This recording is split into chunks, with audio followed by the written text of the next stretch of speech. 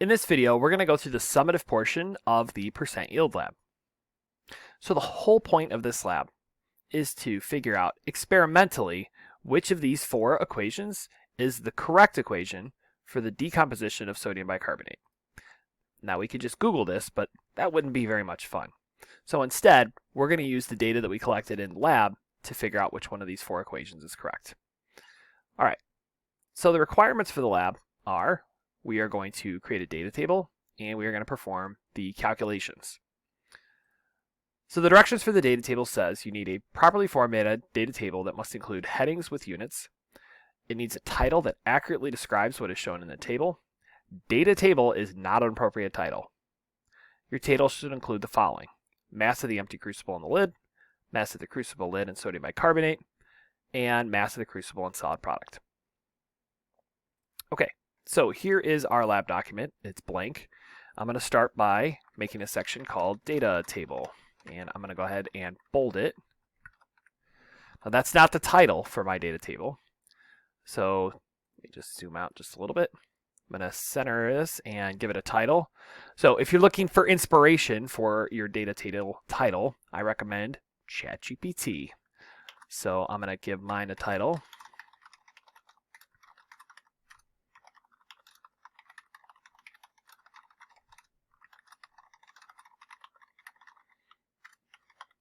That is my title. You should make your own title. All right, I'm going to insert a data table. So I gave you a printed copy to fill in during the lab. I'm just going to recreate that. So to do that, I'm going to go up to the Insert menu. I'm going to go to Table. And for the table, I want 3 rows, 2 columns. And I'm going to be lazy and just copy what is supposed to be in the data table. Oops. From my document here. So this has everything that I need. You can also just type it out, what's in the data table that I gave you. But I'm just going to copy and paste here. Okay. We want to include units, and the units that we were working with were grams in all 3 cases. Okay. So you could just type it if you wanted. I copy and pasted. And I'm going to go ahead and bold these. Okay, and I'm going to just throw in some numbers. So you should use the numbers that you actually wrote down, not my numbers, because my numbers are just made up. All right, there's my data table. And let's give this a bold. Okay, so there's my fantastic data table. Let's move on to the calculations. Okay, for the calculations section, it says all calculations must be typed. That's important. All calculations must be typed, include units and subscripts where applicable, round to the appropriate number of sig figs, separate calculations for each of the following: theoretical yield for each of the 4 possible reactions, actual yield of the solid product, and then percent yield for each of the 4 possible reactions. Okay, so our 4 reactions are these 4 right here. So the first thing that we need anytime we're working one of these, which are all going to be 3-step grams to gram problems, is we need a given. The given is our mass of sodium bicarbonate. So in each of these 4 reactions, we used sodium bicarbonate, which is the NaHCO3. That's in all 4 cases here. And we went from our sodium bicarbonate to a solid product. So the reason we use the solid product is because we can actually measure that in the lab.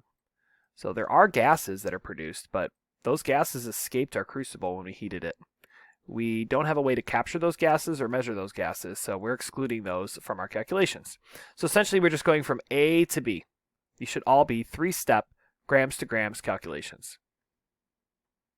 Okay, but you should know that anytime we're working a 3-step problem, or any calculation in stoichiometry, we always need a given.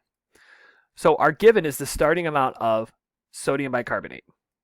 So we know what the crucible mass was with the baking soda, the sodium bicarbonate in it, and we also know the mass of the crucible with the lid, the empty crucible. So to get that, we are going to subtract. So that's going to be my first calculation. So I'm going to go Insert, and I'm going to drop down to Equation. And I'm going to do 25 minus 20, and that gives us 5 grams of NaHCO3. That's how much we used in the lab. Now, if you notice, I got a subscript to pop up when I was using my equation editor. When you're using the equation editor, you can get a subscript by pressing Shift and then underscore.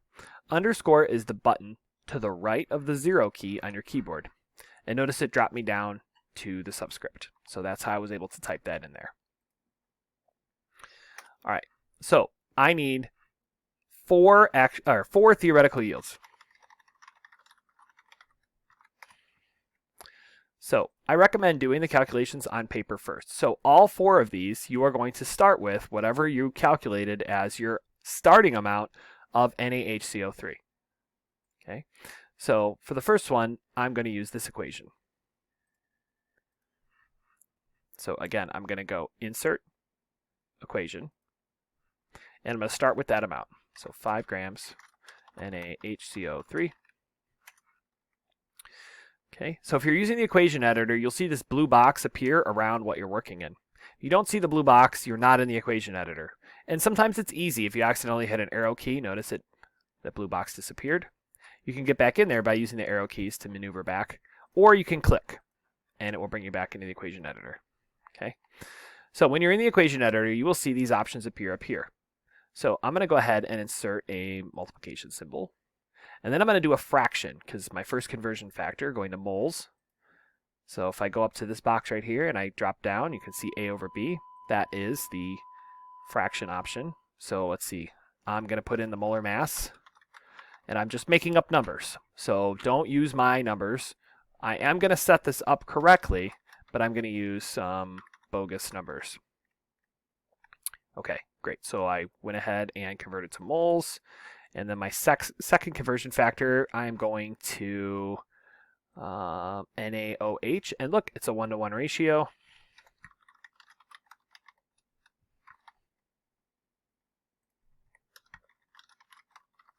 Okay.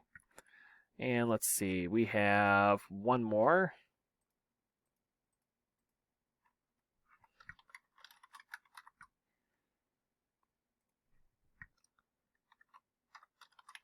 Okay, so again, I'm just making up numbers. Do not use my numbers.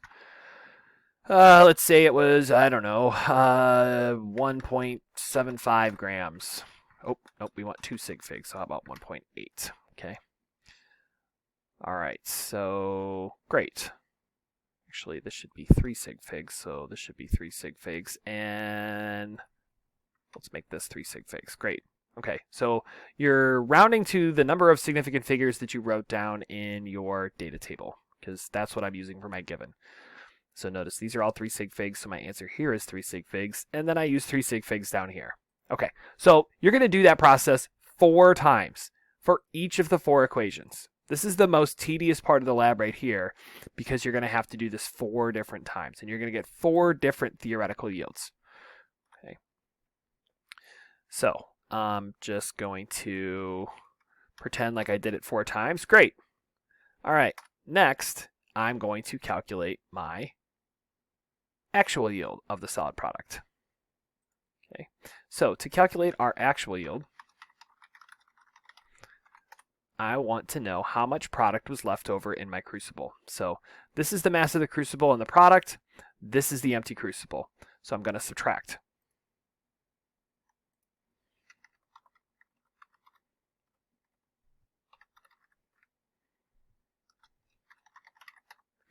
Call this solid product. Okay. And then the last part is percent yield for each of the 4 possible reactions. So this is my actual yield that I'm going to use for all 4 reactions. Each of my 4 reactions should have, I'm just going to change them up here. You should have 4 different theoretical yields. I just copy and pasted. But you should have 4 different theoretical yields. And what I'm going to do is I'm going to create a section here called percent yield. And I'm going to do this process 4 times. So percent yield is actual over theoretical times 100. So actual is always going to be what you use here. In this case, it's 2 grams. My theoretical yield for my first reaction was 1.85 grams. And then I'm going to multiply that by 100.